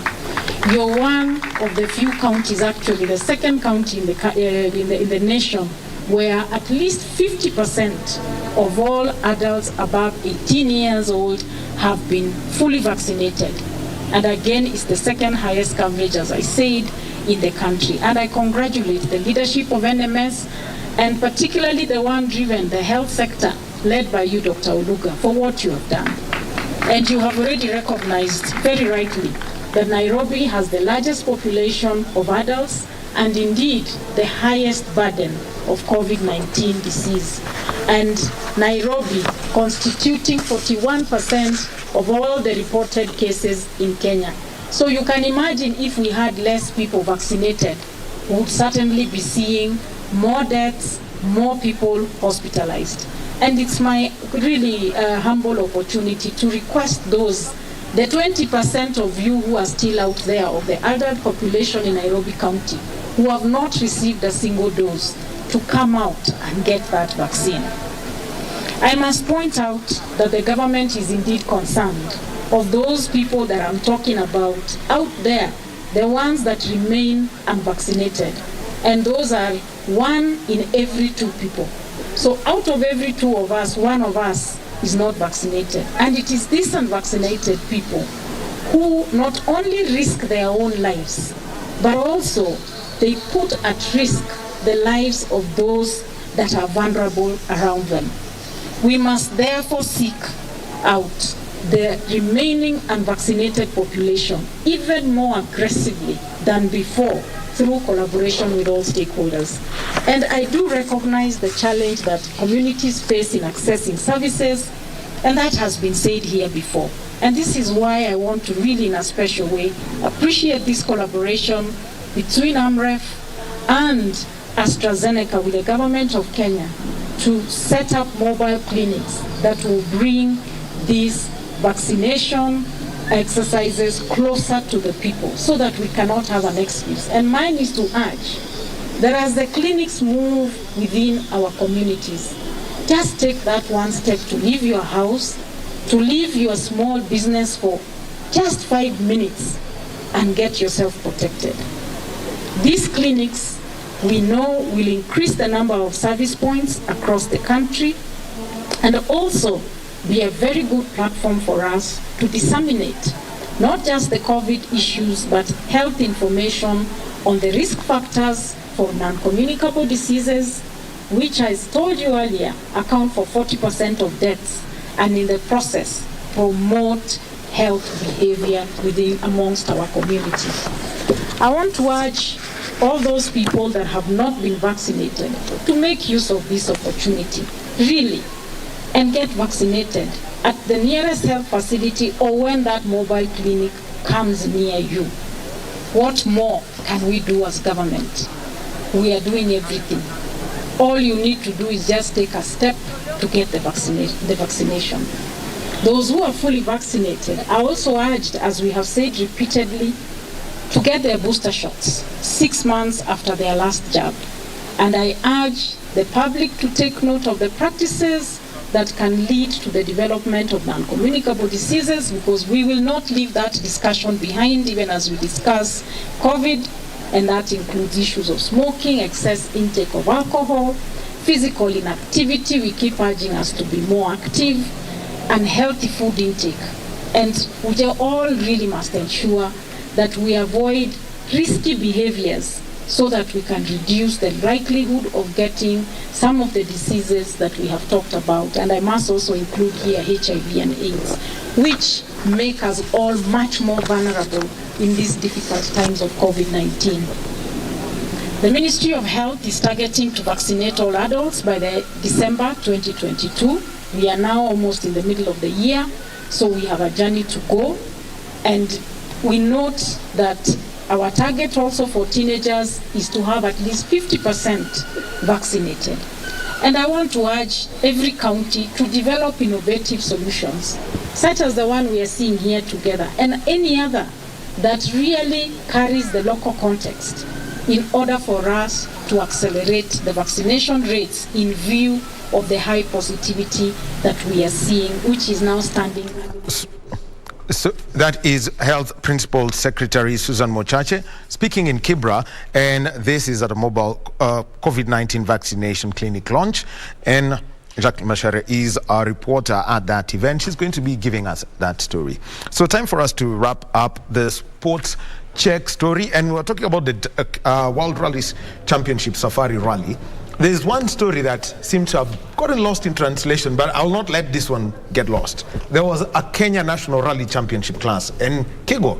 We had Carl Tundo there, Isa Amwari, and the drivers got an opportunity to rally.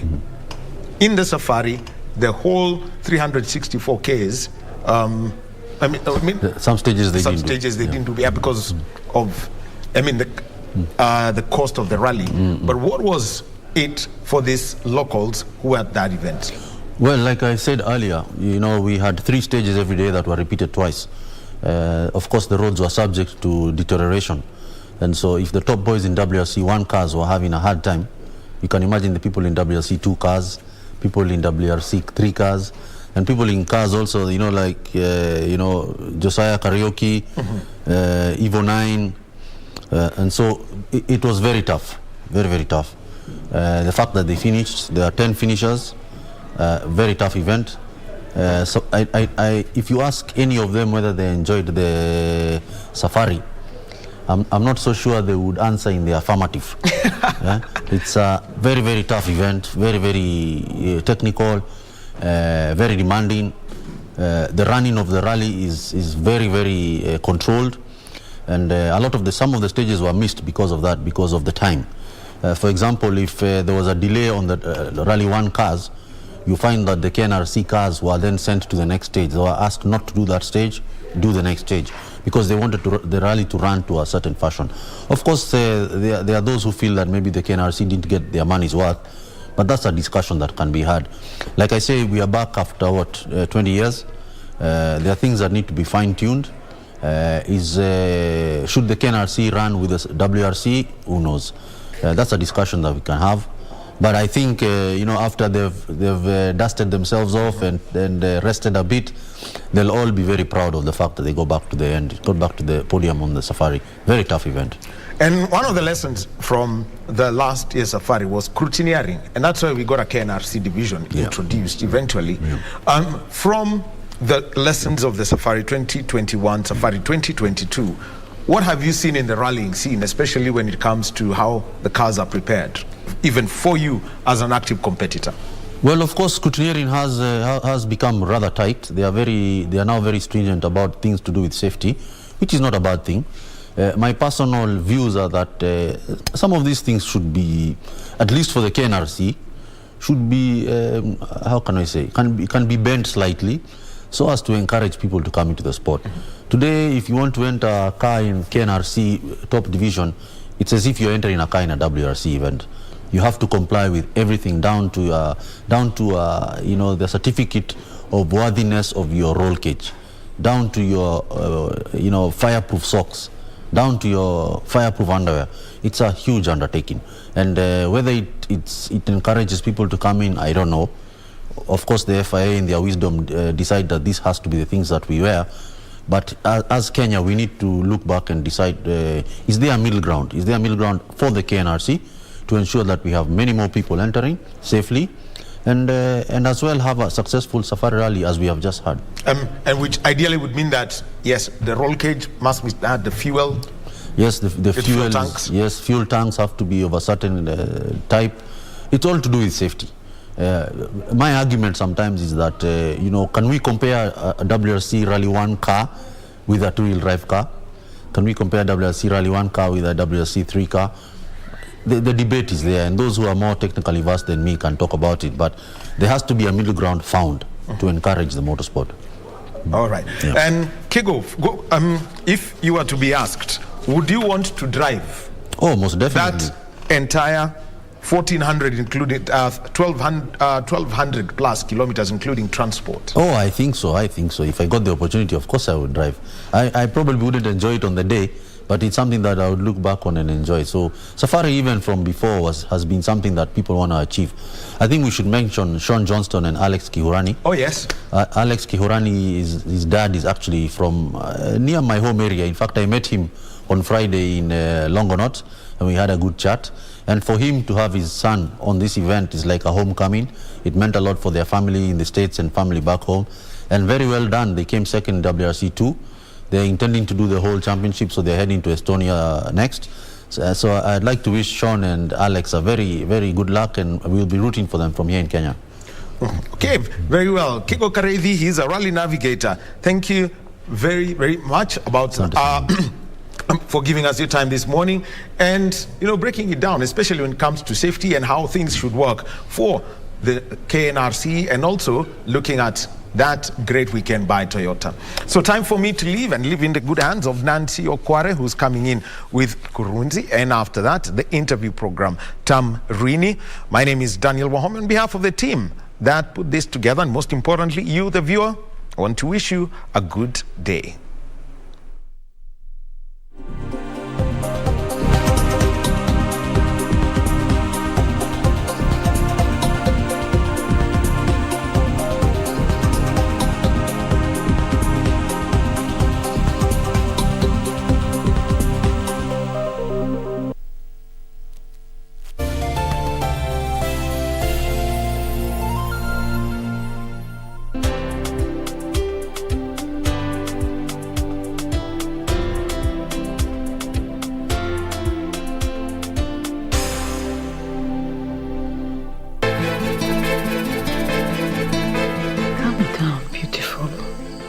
Hujapoteza uzuri wako wala heshima yako. Mbona hauko mwazi na mimi? Amesema nini? Hajasema chochote, ni yale maneno mimi niliyomtupia. Ndio nina hakika Keta atafikiria mambo yake kichwani na atafanya kitu ambacho sio kizuri. Wewe na bad story kwisha. Wewe utasikiaje mtu aje nyumbani kwako tunakumchukua Hana? Don't you even think about that.